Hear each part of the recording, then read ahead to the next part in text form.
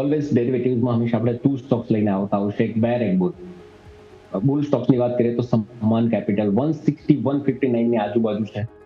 155 એક 3 થી 4 પોઈન્ટનું નીચે એક સ્ટ્રોંગ બેઝ સમજીને અપર સાઇડ 164 થી લઈને 168 સુધીના સમાન કેપિટલમાં લેવલ જોવા મળી શકે. માર્કેટ પ્રોફિટ બુકિંગમાં છે, છતાં બી આ સ્ટોક કન્ટિન્યુઅસ અપ જઈ રહ્યો છે. સ્ટોક્સની અંદર કન્ટિન્યુઅસ લોંગ બિલ્ડઅપ થઈ રહ્યું છે. તો આ સ્ટોક્સ એક પોઝિટિવ નોટ ઉપર ચાલી રહ્યો છે. આ સ્ટોકની અંદર એક લોંગ ટ્રેડ બની શકે છે. જ્યારે શોર્ટની વાત કરવામાં આવે તો જે રીતે આરબીઆઈને ન્યૂઝ આવે છે સેન્ટિમેન્ટ બિગાડવા માટે કે ભાઈ જે રીતની ગોલ્ડ લોનની ડિસ્ટ્રીબ્યુટ થઈ રહી છે એ થોડું કન્સર્ન થઈ રહ્યું છે ગોલ્ડ લોન રિગાર્ડિંગ. તો એના રિલેટેડ સ્ટોક આપણે લઈશું મન્નપુરમ ફાઇનાન્સ. મન્નપુરમની વાત કરવામાં આવે તો 299 ની આજુબાજુ સ્ટોક લોસ છે.